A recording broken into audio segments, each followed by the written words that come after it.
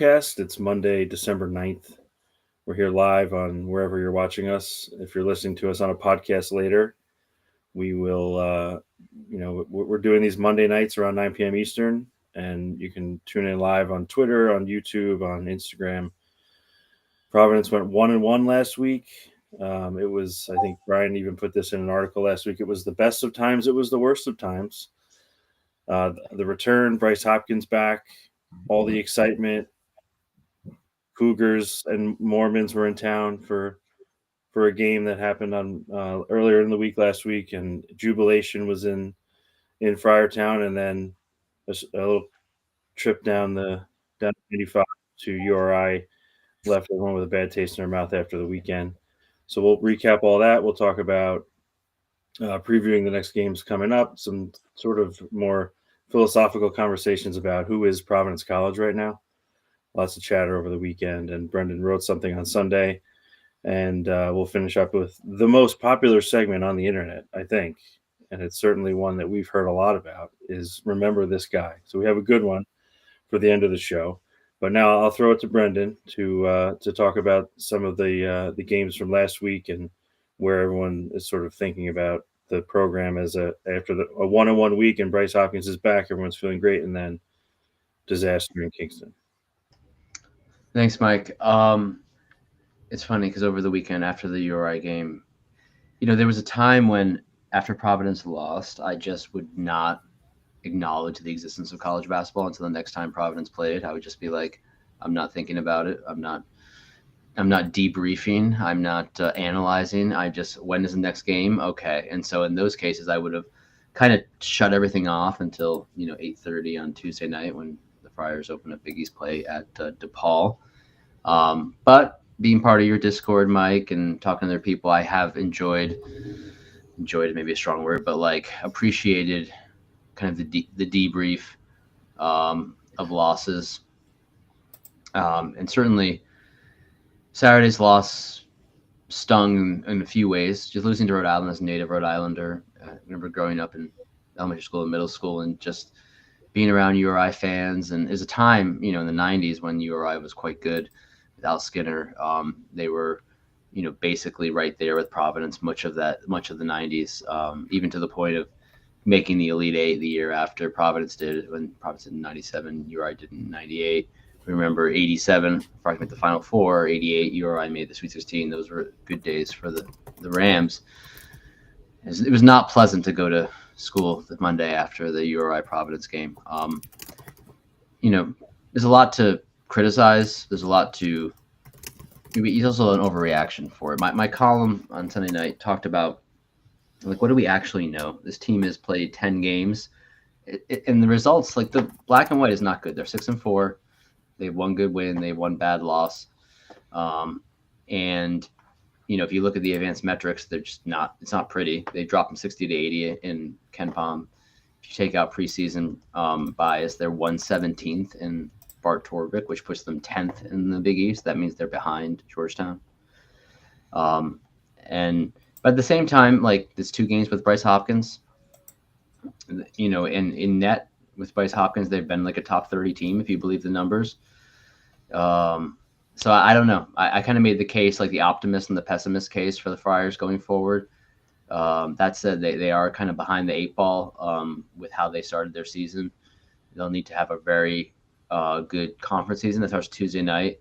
But I don't know if Brian, you have specific thoughts about BYU or URI or maybe more big picture stuff for the program.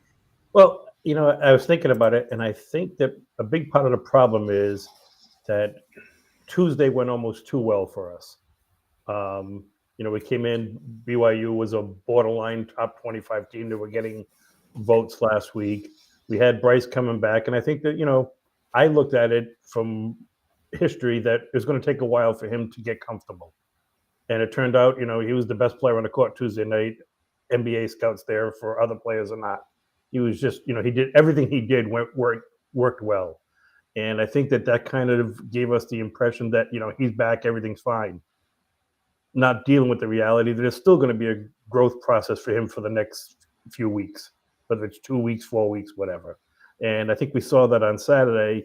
He was driving. He wasn't getting quite up the same way in his jump with his lift. His moves were just a split second off. And that went from a guy who was, like I said, clearly the best player on the court Tuesday to another good player Saturday. I think it was 6 of 15 from the field. I think we got caught expecting that we saw, we were getting the Bryce Hopkins of the last 2 years, and that wasn't fair to him or realistic, I guess. The other thing I looked at is, the Oklahoma game and the URI game were both lost opportunities. We should have won. We were playing well against Oklahoma. We kind of fell apart, came back. Now they're 13th in the country. URI is one of, I think it's 6 or 7 undefeated teams left in the country. They're getting points in the top 25. And there were 2 games that we easily could have won. So that's the thing now. If you win even one of those games, if we're looking at a 7-3 instead of 6-4, I think we feel a lot better about where we are right now and with Bryce going forward. So it was more to me that we lost that chance to take that one more step. Yeah, it felt like there was all of a sudden after Tuesday this look ahead, like momentum. It's like, well, look now, because everyone's sort of just looking for the next wave to hit after the 0-3 Atlantis trip. You're thinking, all right, well, he's back. He looked great. The team looked great. They were like 1.34 points per possession or something. Looked great. And BYU, who had been really good on offense, they held them to a significantly lower performance in terms of both their shooting and points scored, and all the talk of the Russian who was maybe going to be a top 10 pick, top 5 pick in the next NBA draft. They really kind of held him in check. And everything's looking great. And you're thinking, all right, well, here we go. We got a big game against URI over the weekend. You win that one. Then you look ahead. You're playing DePaul. They're DePaul. You're going to win that game. And then you got St. Bon. Like, you're looking at all of a sudden. It's like, well, maybe actually in reality, this is a whole new team now. Again, this is like maybe the 3rd time we're going to have a situation where they're sort of figuring it out on the fly in real games, where in the beginning of the year, all the talk was they didn't have a lot of time to practice together because of all the injuries. So they took a few games to do that, but it was against much softer competition, but they were still figuring it out. You could tell, like, lineups, like different roles, different guys off the bench playing 11, 12 guys sometimes. And then they have the horrible Atlantis trip, and you're kind of like doing some soul searching, like, wow, this was really, really bad. Like, maybe this team is not even close, but Bryce isn't back yet. So maybe when he gets back, so now he's back, they have the great game. But the reality is you're seeing, too, the ramifications of him being back means some of the other guys who had been in different roles are now kind of not sure where they fit, or they're playing different places, like Wesley Cardette in particular. I think it's impacted him. I think Corey Floyd, who had been pretty good in the beginning of the year, and I think was somebody that everyone thought maybe this was him taking another step, but now his minutes have sort of been curtailed and he's in a little bit of a different spot. So, this isn't something anyone wants to hear. No one cares. It's like Kim's got to figure it out.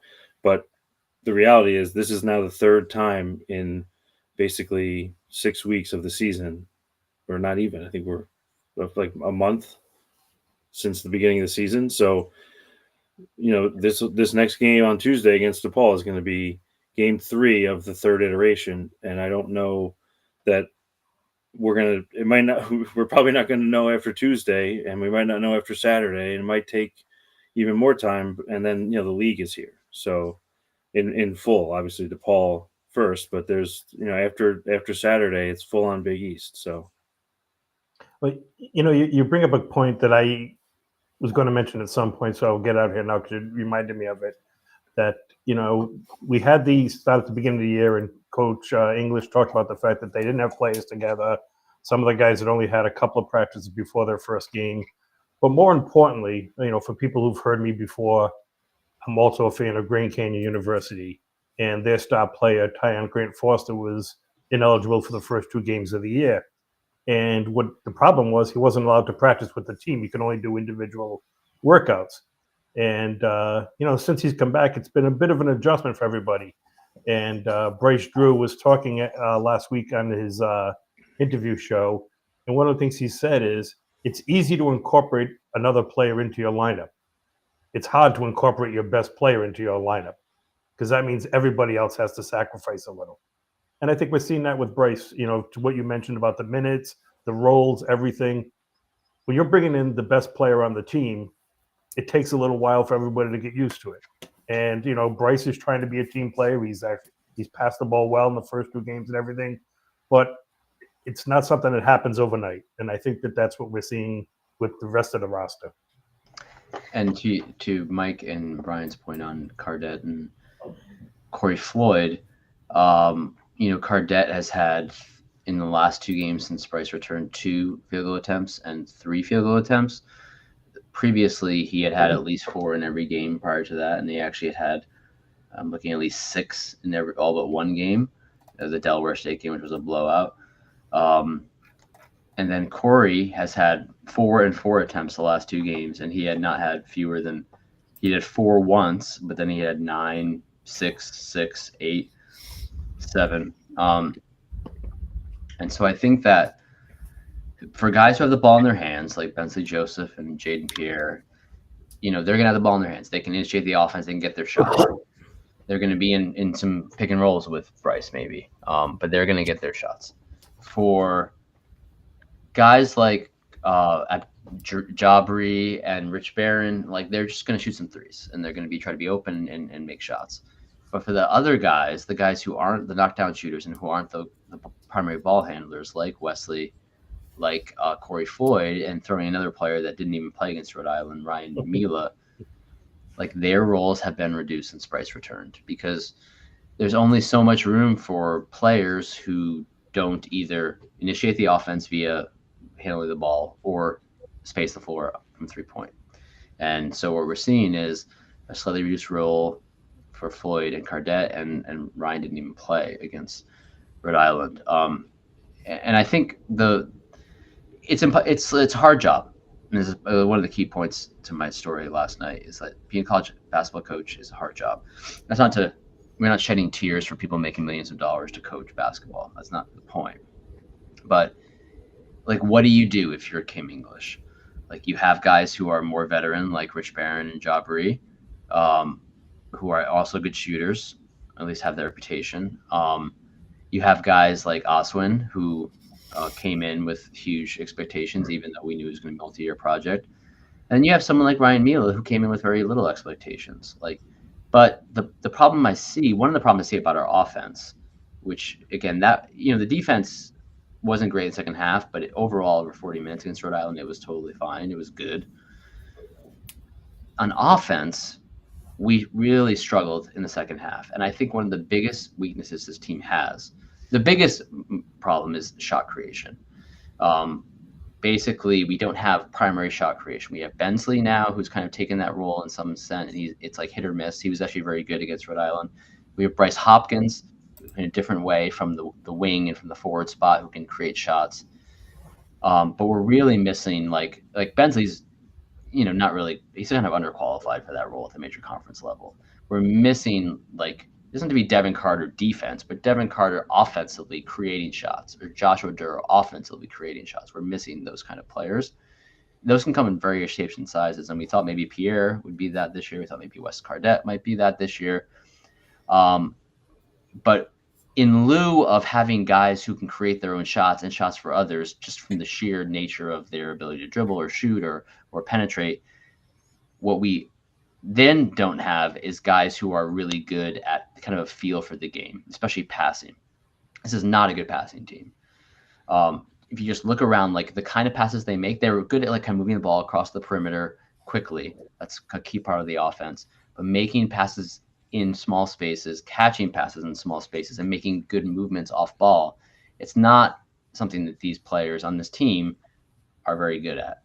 But one player who's really good at that is Ryan Mila. And I think the thing that sometimes coaches don't realize about spacing is that it's not just the spacing of shooters, but passers and cutters kind of create their own space. And whether it's going small and taking a 5 off the floor to create more space around the basket, which we saw late. We had a backdoor pass from Corey to Jaden that led to an easy basket late in the game because there was no one at the 5, or having players with like the feel for the game to make passes that other players just don't see or just don't make. Having more of those guys on the floor at once, rather than as good as they are at what they do in Jaubrey and Rich Barron, really one-dimensional shooters, I think that we're missing players who can do a bunch of things at once. And Corey Floyd and Wesley Cardette and Ryan Meal are all guys who do several things well. None of them are great shooters, but I think that because of the emphasis on wanting to spread the floor around Bryce, we're limiting time and touches for players who aren't necessarily knockdown shooters, but they provide other things that a one-dimensional shooter just doesn't provide. Yeah, and one player that we haven't mentioned yet is Chris Desendoko, who I think got off to a pretty bad start to the season, but I think since then has been pretty good overall. Didn't have a great game against URI, and sort of to your point, that was a player who maybe they thought of as a little more of a Oduro playmaker type with his passing ability. The shooting has been pretty bad, and he took a really deep one, I think, on Saturday. I think he's like 1 of 7 or something for the season, if I'm not. And I think the one was a bank shot from the top of the key. So the 5 position continues to be a problem in general. Oswin has sort of done what I think a little bit what like you saw from Garway last year, where he kind of came out looking better than maybe he should have, and expectations maybe got a little high. His offense is just, and I remember this this is always one I think of, considering how he progressed over his career as an offensive player, is Ben Bentel. I remember going to one of his first games as a freshman, sitting like right behind the basket at the dunk at the time. And you could see he was just so sped up. He was just so like had no ability to like catch, compose, and shoot. He was just like catch and shoot fast as possible. And he like bricked one off the backboard a few times. And obviously he turned into a very good offensive player with range, which I'm not sure that Austin will ever get there, but I think he can get to a place somewhere where he can have maybe baseline range, elbow range, free throw line range, and have a more consistent offensive game. Because right now he just feels like he's playing flustered, and Creased has been like he just isn't when he gets the ball and he doesn't act within a few seconds and a few dribbles, it's usually not good. If he's not making a pretty quick pass to someone, or if he's not making a dribble or two in a move, it usually ends up in a turnover or something like a bad shot. He took like a fall away, I think, on Saturday as well. So I think the other part of this whole problem is the center position has not been what maybe they thought it would be. And it seems like they must have thought that Crease was going to be the answer there, given they were pretty like hot to bring him in and brought him in and didn't do anything else besides him. And then Osman obviously coming in, which again was in theory a question whether it was going to be this year or next year at the time when he committed. So I think the center position has also been a big issue, because then like we saw them go small, have Bryce at the 5, Jabri at the 4, and the offense looked a little better, but then the defense was significantly worse than their normal 5 with a big guy. So it's a trade-off that I'm not sure that they can roll with all the time. Maybe certain matchups, maybe for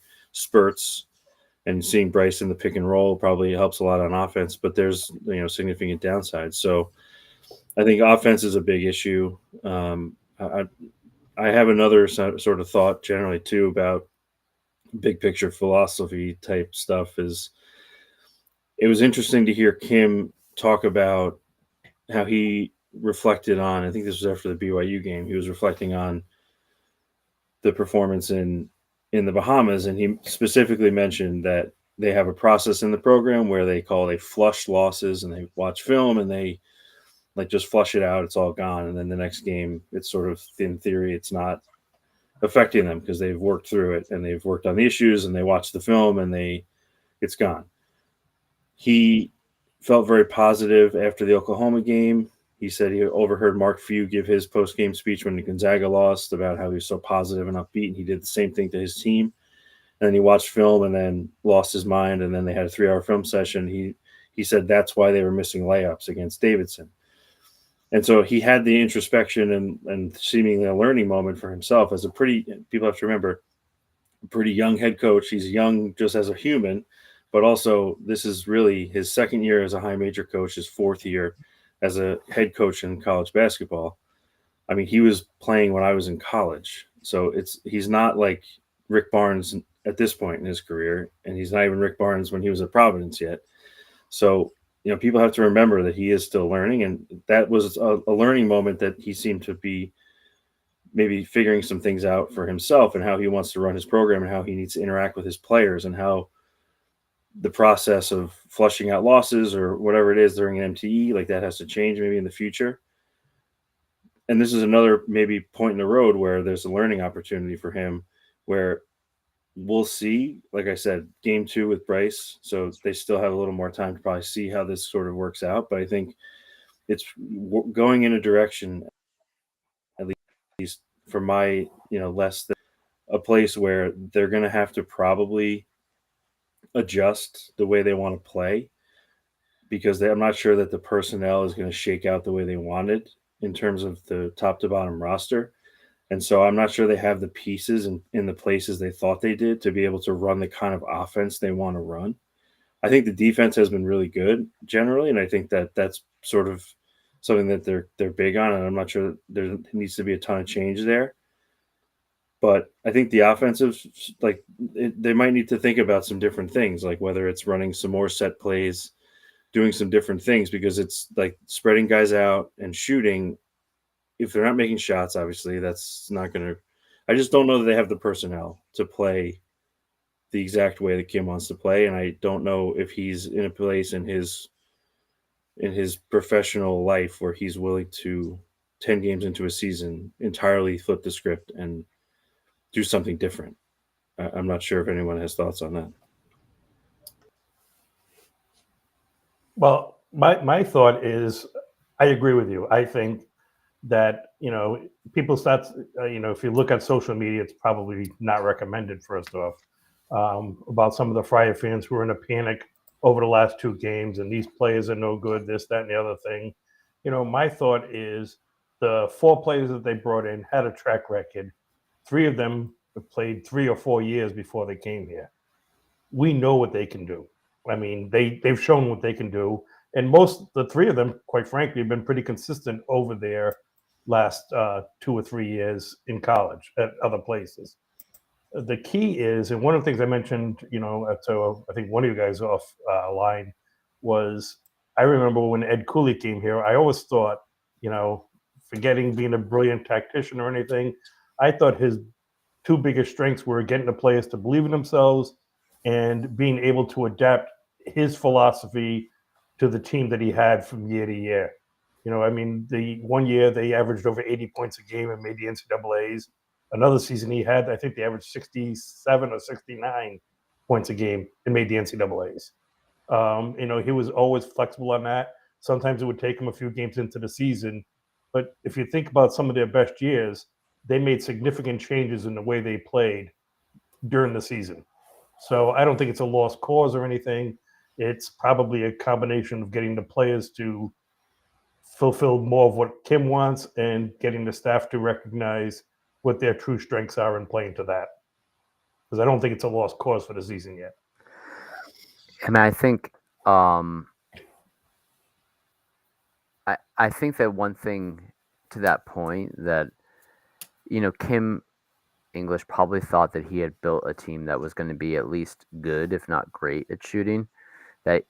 And I remember Kevin Farrar had this in articles or maybe in tweets or podcasts where he talked about how, like, the spot up shooting percentiles of Jabri and Bensley and even Kreist were very high, like 80, 90 plus percentile. And the idea was last year, like, Devin and Josh Oduro would create shots for guys and they just couldn't hit them. Except for Rich Barron, basically, we just didn't get consistent shooting from anyone else. And so part of the portal haul was, let's get a bunch of guys who can knock down threes. Let's add them to Jaden Pierre, Justin Fernandez, and Rich Barron, all of whom are seen as good shooters. Suddenly we have a team with 6 good shooters, plus Bryce Hopkins, who can do kind of things in the intermediate area. And then they add Wes Cardette, who, I mean, I don't know what people said about him, but like the idea was he was like going to be a primary or secondary shot creator for the team. a guy that could initiate offense on the wing, that could run pick and roll, and that could be like their second best offensive player, I think was kind of the idea. And maybe that will still get there. And so I think there's still time, but I think what we're seeing now is maybe this team isn't the really good shooting team that Coach English hoped for. We've seen some nights where they've been good. BYU obviously is one. Maybe there'll be a lot more nights, and maybe they'll come together in this way. But when I look at who the best players on the team are, Bryce Hopkins, Corey Floyd, Wesley Cardette, and Ryan Mila, I think are four of the best players on the team. Four of what? I don't know. 4 of 8, 4 of 7, 4 of 9. And none of them are knockdown shooters. They all can shoot for various levels.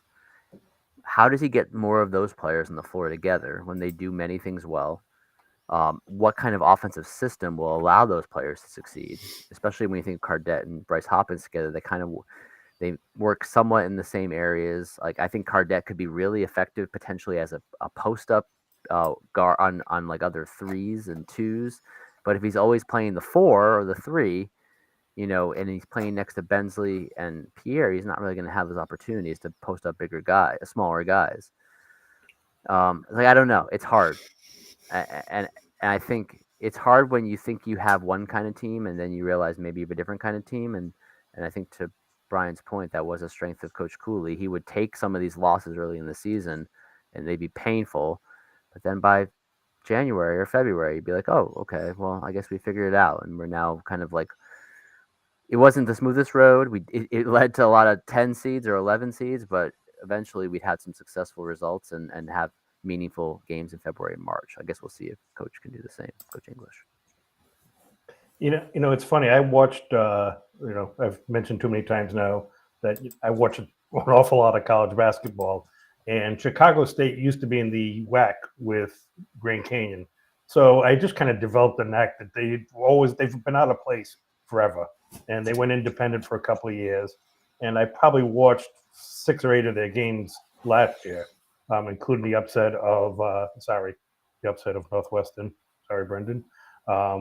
They almost beat DePaul and probably should have beaten them. And Wes Cardette was terrific, unfortunately, at that 10 to 12-foot jump shot. He'd take somebody in a drive, and if they stayed with him, he'd go right to the basket. If they bailed off him, he'd stop short and shoot. And that doesn't seem to be part of our offense. And I think he looks confused. You can see sometimes where he's going at half speed because he's trying to figure out what he's going to do while he's doing it. Whereas last year I'd watch him and, he was very quick on the first step, and if he had the guy beat, he was going right to the basket. If he didn't have the guy beat, he was going to stop short, let the guy go by him and pull up with that, like I said, 10, 12-foot jump shot. And he was athletic enough that he would get over most guys guarding him. I think he had 30 against Northwestern. He had 20 against DePaul. Previous years he had big games against Oklahoma State and a few others. It's not like he hasn't played good competition, and he didn't just pile up big numbers against lower level teams. I mean, he's shown what he can do. It's just a matter of the two of them figuring out between Coach English and him how they're going to fit together and how they're going to make them both look good. That's for the next 20 games. Yeah, and looking ahead now a little bit to the next game against DePaul, just looking at some of their raw numbers, they're 7-1. They're ranked similarly in terms of the KenPom rating to Providence right now, in that towards the end of the 90s. And actually, I saw Brendan McGare say that Vegas has opened with DePaul -1.5, which is interesting. I don't know that that's ever happened before for Providence. Certainly not at home that I can remember. So just maybe a sign of several things, including the fact that DePaul is not the same basement dweller prior to this year, with Chris Holtman coming on board, former Butler coach and Ohio State coach. And really, DePaul has not played anyone. Their schedule is really abysmal in the non-conference. They're like literally one of the easiest in terms of what the metrics are saying. I think 361st is their strength of schedule, if I'm not mistaken. So pretty bad. And I think their best win is probably against Mercer or maybe Duquesne, which are teams that are in the 230-ish range of KenPom right now. But they did their last game. They played Texas Tech, who is ranked in like the top 25, top 30 in KenPom. They lost by 14. That was a road game. I saw a tweet earlier today that Chris Holtman indicated that there's an illness going through the team, and they haven't really been able to practice much since that Texas Tech game. So that's a shame, truly. Hope they are all better on Wednesday. But that's so DePaul. I think that what and Brian has talked about this a lot is in terms of like what like a roadmap for the portal, maybe for especially in this case. I think they didn't bring back a single player, if I'm not mistaken. I think every single player maybe besides was Jacob Meyer there. Everyone is new. I thought everybody was new. So they entirely remade their team in the portal, and Chris Holtman just added seemingly a bunch of shooters from lower levels, and their offensive numbers are pretty good. They have top 5 effective field goal percentage, near 60%. They're shooting almost 40% from 3, 60% from 2. Free throws not great, but that's a story that we're familiar with here. They take a ton of threes. 52.5% of their shots are threes. They also, though, do have a really, really high assist rate, which isn't always the case when it's a 3-point shooting team primarily. But they are, again, shooting really well from 2. On the defensive side, they are not great at forcing turnovers, but they're solid elsewhere. They rebound the ball. They don't foul a ton. They defend pretty decently, I would say, just based on looking at the numbers and watching a little bit of them play. They don't really have a lot of size. There's just a lot of guys that are sort of in like the 6'2" to 6'5" range. They do have David Skogman at 6'11", but he's not, I wouldn't say, anything close to a traditional big man. And he shoots a lot of threes as well. So I don't know who wants to take the first stab at DePaul. I guess I will, since Brendan was pausing. I wrote about this in the Big East preview on the brilliant PCBB1917.com website. Feel free to check it out if you want. DePaul didn't have a lot of money. They obviously didn't have a track record, and they didn't have any players. And I thought that to get value for the money, Coach Holtman went out and just got shooters. And again, I'm doing this off the top of my head, so I apologize if my numbers aren't exactly right. But I believe they had 6 guys who shot over 40% from the field last year. From 3 last year. Skogman was at 48%. And then they had 3 more that were like 36 to 39. So that's 9 guys. This year now, they've got 6 guys who are shooting over 40%, and they're shooting 40% as a team from 3. We had an interesting debate on the PCBB 1917 Discord page, free and paid options available for those who are interested. And but it was about shooters, and my history of looking at the portal the last few years, shooting travels more than most other parts of the game. Chances are, if the guy's a good shooter, now I'm not talking about if he's playing, against the bottom level with nobody guarding him, but guys who, for the most part, if they're playing in any kind of a competitive league and they can get shots off, if they're taking 5-6 threes a game and they're hitting 40%, there's a good chance that's going to travel as they move up. And I think I have DePaul. I had them going 6-14 in my preseason preview.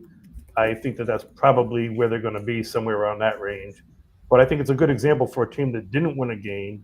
They won, 1 or 2 the year before. They just went out and got a bunch of shooters on the cheap, and they put together, and they actually have a competitive team. And it's a shame that nobody goes to their games because they're kind of fun to watch the way they play.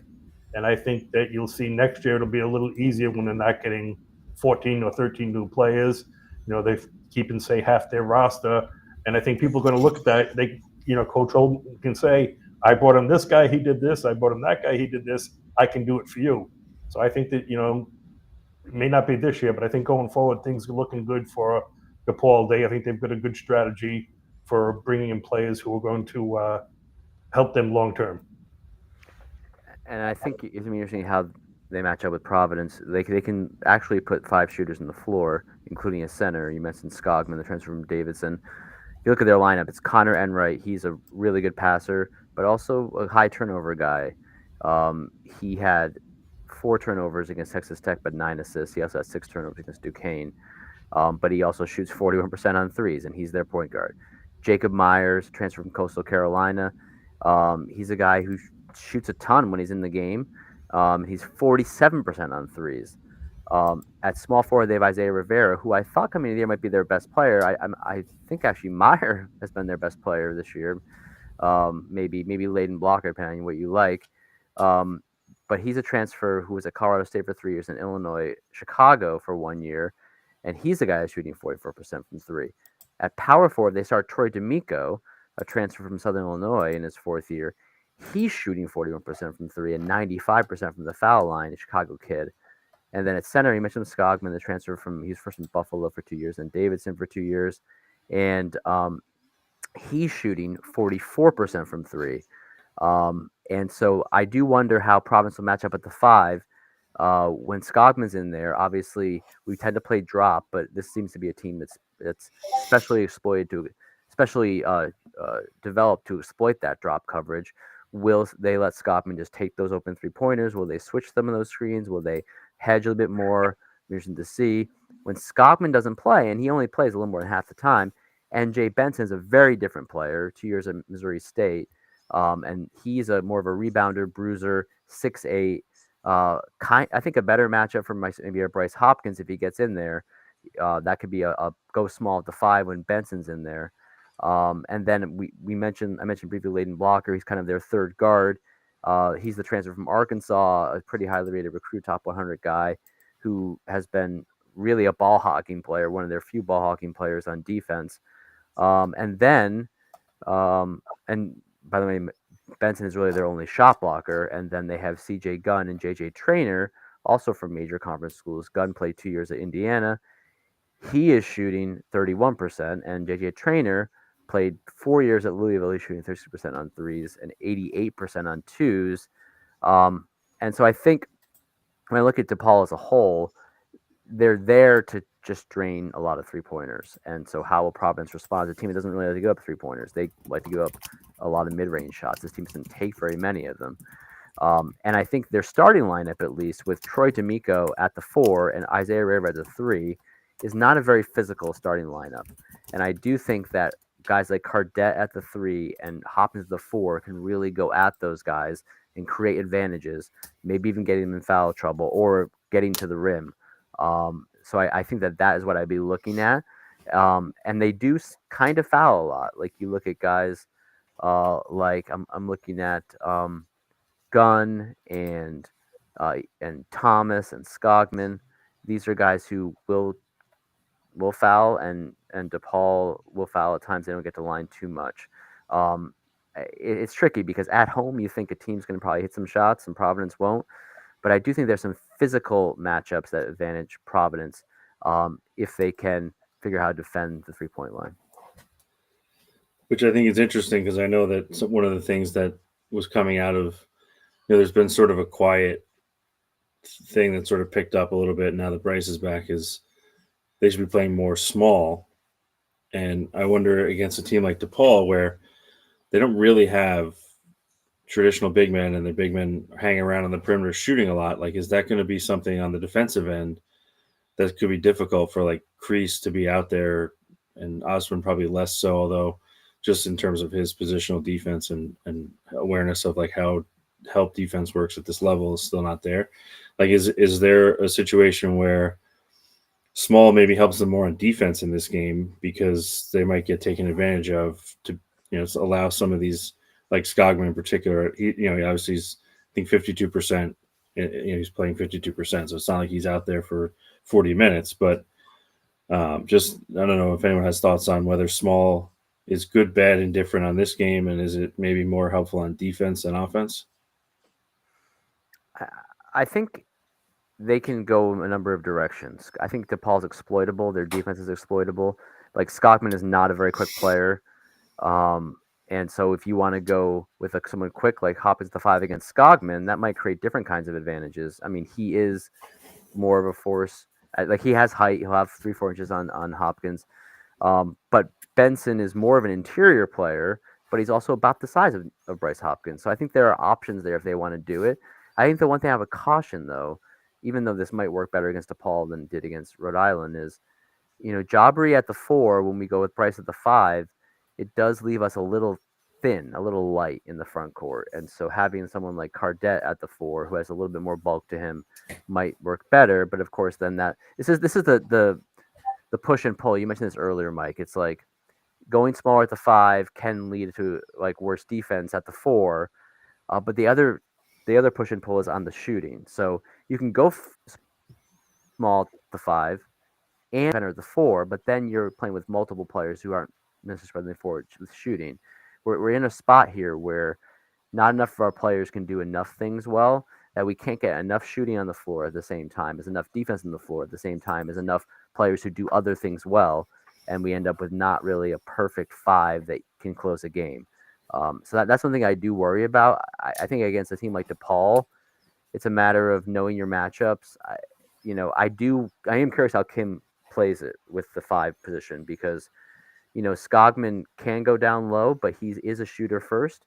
Benson's the opposite, but he's small. And so it does seem to call for a center that can switch, or a center that can get out 3-point line, which isn't really necessarily the advantage or the strong suit of our traditional centers. What do you think, Brian? I think if you're going to go small, and I can see the point of it, Skogman is not a physical guy at all. So I can see Bryce being able to handle him, even with the height differential. He's not a jumper or anything. He's just a smart player. He's actually a lot of fun to watch, kind of like a poor man's Hunter Dickinson, in that he can move around, he can shoot from the outside. If I was going to go small, though, I think I'd have to make sure that, kind of to your point, I'd rather do it with Cardette and Floyd on the court, because you're going to need to make up for on the defensive end in other spots. Now, does that leave you enough shooting? Maybe, maybe not. But DePaul's, like, I think it was Mike mentioned, they're not a great defensive team. They're not a physical defensive team. It might be a kind of team that I could see both those guys, Floyd and Cardette, being able to drive to the basket a lot on them. And, Skogman, especially when he's in there, he's not a rude defender either. Both of them can go right up over him. So that would be my thought. And the alternative is, can you put, say, Oswin on him defensively, where he's quick enough to stay with him, but Skogman has got a lot more experience on him and would use that against him. And just to quickly move ahead, we're probably not going to spend a ton of time on St. Bonaventure since it's Saturday, and I haven't even really watched. I haven't watched anything of St. Bonaventure. I've just looked at the numbers. I've watched several DePaul games on and off, and watched a little bit for that. But just sort of the highlights on St. Bonaventure. Again, similar range in KenPom. They're 9-1. Their schedule, though, is similarly not great. Probably not as much their choice in some cases, given they're in a lower league. But they did have a pretty tight game in their MT against Utah State, losing by 5, which is their best opponent they've played so far. Their only loss. They did beat Northern Iowa, who's 110, so not too far off the range.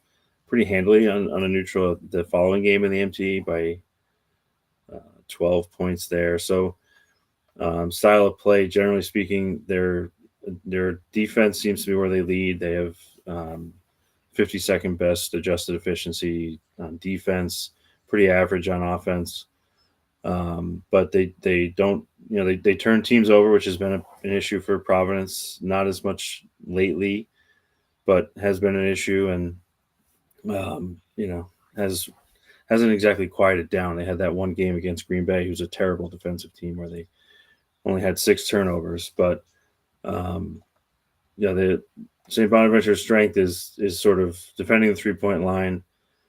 They actually have a very high block rate, which is interesting, because who's there? Noah Brown is their big guy. I guess he is 6'11", 255. He's a big guy. Although the I think it's competition again, not great. yeah, Chance Moore and Leger Jones, who are the kind of their forwards, are their big block guys, whereas Brown's more of like the I'm not sure what he does. He doesn't seem to rebound very much or block shots. I guess he's in there for his finishing because he's shooting 74% on twos. But yeah, Leger Jones, who's a junior. Last year, 2 years ago, he was at Tarleton State. You may know Tarleton State as the school where Billy Gillespie was the coach, or is the coach, right? He's still. Yeah, and Chance Moore was at Missouri State the last couple of years with our friend at DePaul, N.J. Benson. He's in his first year at St. Bonaventure. Yeah, the one player I've seen a little bit there is Melvin Council, who transferred from Wagner. He played against Brian, I think, in a non-conference game last year. Nice player. He's actually doing very well. I kind of was surprised. I think he was the NEC Freshman of the Year last year, or All NEC team. He's made a big step up. Nice player, does a little bit of everything. He's good size for a guard. He's like 6'4", 190. Could be a difficult matchup for some of our guards. But he scored 17 and 8 against Providence last year, and when Wagner got blown out by the Friars in a game you remember, Ticket Gaines had 7 3-pointers. Yeah, so I'm not going to lie and say I know a ton about them, but I know that they were. Everybody was talking. I think they were. What were they? 12th to 14th in the A10 in the preseason. They're looking a lot better than that. I think this is going to be a quad 2 game, if I'm not mistaken, Saturday, based on current net ratings. So, but again, these are the games you're going to win if you want to be a legitimate contender in the Big East. This isn't, they're probably not as good as URI talent-wise. I don't think they are. This is a game that we need to go in there, take advantage of, and come out with a win. You get 2 wins this week, everything looks a lot better. And Mark Schmidt's an Attleboro guy, for those of us from the Rhode Island area, just over the line from Pawtucket, North Attleboro to be specific. His team is one of the thinnest in the country. They have the 4th fewest bench minutes of any team in the country, so they're really only going to go 6 deep. Providence doesn't really play a style that's going to exploit that. They don't force a lot of fouls. They don't press too much in a way that's going to tire people out, but it is something to note if they end up getting in foul trouble. Not surprisingly, St. Bonaventure doesn't foul very much since they only have 6 players that they like to play. But yeah, I think St. Bonaventure, in a sense, the way you said it, I think Mike is good. Both St. Bonaventure and DePaul are similar in that they both played one good team. St. Bonaventure played Northern Iowa as a second pretty good team, and they lost those games, both teams. And they otherwise have not really played very good schedules. But overall, both DePaul and St. Bonaventure are looking better than we thought coming to the season, or some thought. And I think both will be. It seems like DePaul's going to be a slight favorite. St. Bonaventure will be probably a slight underdog against Providence. Maybe it'll be around a pick 'em. These are going to be 50-50 games, and the Friars need to pick up a couple 50 games to be in a good position. Once they're going to go on break after this 2-game stretch, they'll have. Well, I guess they only have a full break. They only have 5 days off until they get St. John's. But after the St. Bonaventure game, they only have 1 game in 16 days. So they will. The schedule lightens up a bit, but they have to go into that stretch 2-0. I think this week, or else there's going to be a lot more skies falling talk. Which is not a guarantee. And one random thing just to note is, because you mentioned they really don't play a lot of guys. They also have a very low 2-foul participation rate. So if, for example, Bryce, who's been drawing a lot of fouls, can get his guy into foul trouble, which is probably going to be one of their key wing players, whether it's Chance Moore, maybe I don't know who would guard Bryce, but get somebody in foul trouble, they're going to be sitting. So that could be a way to take advantage of the fact that they don't really play a lot of guys. One last thing about Mark Schmidt with Bonaventure, and I did remember, I forgot I did see some of the game. They played Bryant, I think it was the Saturday or Sunday before Thanksgiving, and they actually mixed up their defense all game. They gave Bryant a lot of trouble. I think they started off strong, and they actually went to some zone. They went to some matchup zone. They threw all different kind of looks with their thin roster, but it really confused Brian in the second half of the game, and that's when they pulled away. I honestly would relish that. I think Providence, with the ability to put Bryce Cotton and maybe even Wes Cardet to put him in the middle of the zone, or Corey Floyd, I think I would relish a team playing zone against Providence. I do think that maybe that's what Mark Ship will do, and I think that happens. I think I honestly prefer that to man. I think we would respond well to the zone. It's a great place for guys to just spot up and shoot. Our shooters are mostly good spot up shooters and not good like off movement shooters. And guys like Bryce, especially, I think in the middle of that zone, can create advantages and also find open guys. So hopefully that happens. All right. Do we want to move ahead to what everyone's been waiting for 50 minutes, the best segment on the internet? Yeah, let's remember some guys. So for those who are unaware, we end every show by remembering some guys. It's kind of an homage to a lot of the kind of baseball podcast types. I think someone mentioned that David Roth, who's like a baseball writer, is maybe the guy who started it. And it's the idea that, like, hey, there's some random people in the history of Providence College basketball that are kind of burned into the memory of Friars fans, and yet they don't really go down in history with like Chris Dunn and Bryce Cotton and people and Billy Donovan, right? So we looked at Dwayne Williams a couple weeks ago, skinny long-distance shooter. Last week it was Bilal Dixon.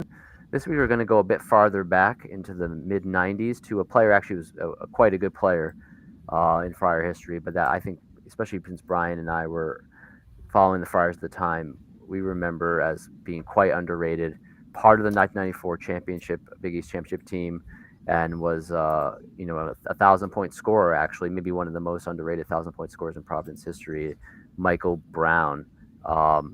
Mike or Brian, any thoughts on, or you want to run down some of the accomplishments of Michael Brown? I can tell you if I start, when he was here in the 90s, I was working on the stat crew at PC during the games, used to keep track of player minutes and things like that during the game, and get to watch the players, and you kind of get to know them. Coach Bonds had let me go to see some of their practice a few times, and he was one of my favorite underrated players of that era. Like you mentioned, he had 1,100 points. The 94 team that won the Big East, they had 4 NBA players. They had Abdullah, who was one of the best ball handlers the schools had, playing the point, couldn't shoot, but could pass the ball like crazy. And Michael Brown was the 5th starter on that team. He got in there. He played regularly. I think he was 2nd or 3rd in the team in scoring. Just a guy that you didn't appreciate until after, unless you focused on him. If you watched him over the course of the game, you'd realize just what a talented player he was. He played 2 years with Abdullah. Abdullah as the point guard. For those who don't remember, he was 5'10", maybe 150 pounds at guard. Michael Brown was only 6'1", but he was the big guard, and he ended up getting a lot of difficult assignments in the Big East at that time. There was a ton of big guards playing. And then his senior year, he played with God Shamgod, again, a 6-foot guard. So, again, he drew a lot of tough assignments for his years. He was a good defender. He wasn't John Linehan, but he was more than adequate. I think he averaged over a steal a game for his career. Just did a little bit of everything. He got 3 or 4 assists a game, 3 or 4 rebounds a game, was a good shooter. One of our colleagues in the Friar Discord, Stats Friar, Chris Thurlow, he had a quiz about the only players that shot over 40% from 3 for their career, with a minimum of 200 attempts. And I had mentioned that, once there was like 4 that were fairly easy, including Jaden Pierre. But the 5th one I mentioned was Michael Brown, and he had Dwayne Williams from 2 weeks ago. And it turned out that Michael Brown shot 39.8%. So I'm rounding that to 40% and putting him in that category as well. Just, like I said, he was a nice person. He was a good player. He went on, got involved in coaching for a while. It's amazing that a guy who did as much as he did and played on one of the more iconic teams in Friar history just kind of gets pushed wayside. People don't realize how good he was. And one last thing I just wanted to say about him, he was really a tribute. I'll always argue with anybody that Rick Bonds is the best recruiter we've ever had in Friartown, and I don't think it's that close. And, he got a lot of top recruits. Michael Smith was a top recruit, Dickie Simpkins, Rob Phelps, Franklin Weston. They were all in that class that I think was ranked 3rd or 4th in the country. But his other thing was identifying guys that weren't the stars that could come in and contribute. And Michael Brown's probably, he was from Baltimore, not highly recruited, but, he was a 3-year starter, scored 1,100 points for a guy, if they use today's metrics, he was probably a top 300 or 400 recruit. And I think that was something that really helped Rick Bonds, was identifying those guys as well. I'm done. I have, just to be clear, no memories. I was, kindergarten aged roughly when he was playing. But he was on the All Big East rookie team in 1993, and he's one of just 14 guys in school history who've done that, including some really good and great names. The last player before Rafael Castro to wear the number 30, which is a little surprising. Almost 20 years in between. Played professionally in England and Greece following graduating from Providence, and Brian mentioned he was in coaching for a while. I think the last job I saw was at NJIT maybe 10 or 12 years ago. 9th in school history in three-pointers made with 167, which he shot 39.76% on 420 attempts. 15th in school history in career minutes played, 35.90.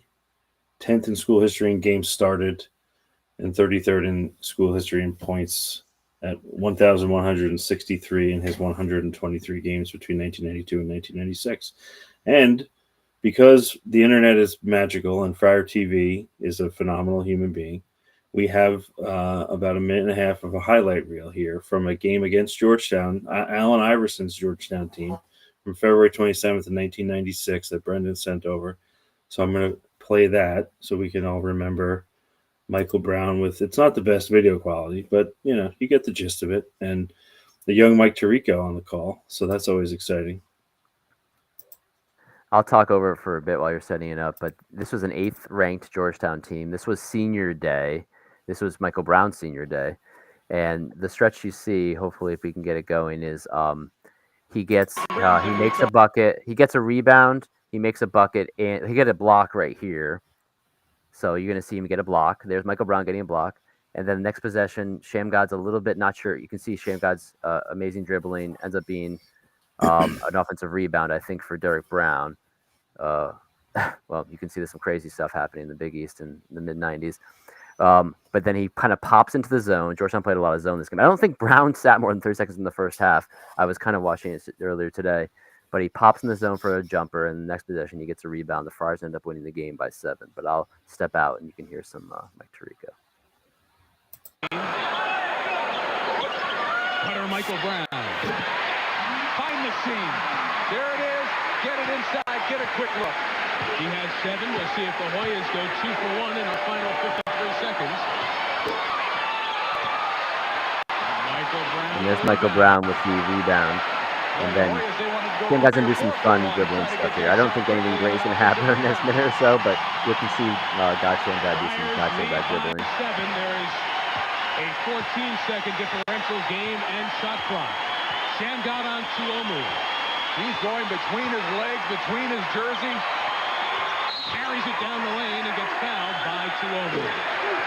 Yeah, so he drew the foul here. I know it's a little bit stuttery here trying to stream over a stream, but that was a Friars team that set up the next year. So Michael Brown, his sophomore year was when they, his sophomore year is when they won the Big East tournament, and then his senior year was the year they set it up. So the starting 5, as Brian mentioned, his sophomore year they won the Big East tournament. They had Abdullah, they had Eric Williams, Michael Smith, and Dickie Simpkins, and that's an iconic team, right? And then his senior year, the other 4 starters were Derek Brown, Ruben Garces, Austin Crozier, and God Shamgod. And then coming off the bench, and he actually found Jamal Thomas goal times for assists here was Jamal Thomas shooting 3s. So he was kind of near or on some very iconic mid-'90s Friars teams. If you, I remember that he played with a lot of great players when I looked it up. And in his 4 years at Providence, he played with 8 NBA players over the course of his 4 years, which probably not too many players in Friars history that can say that.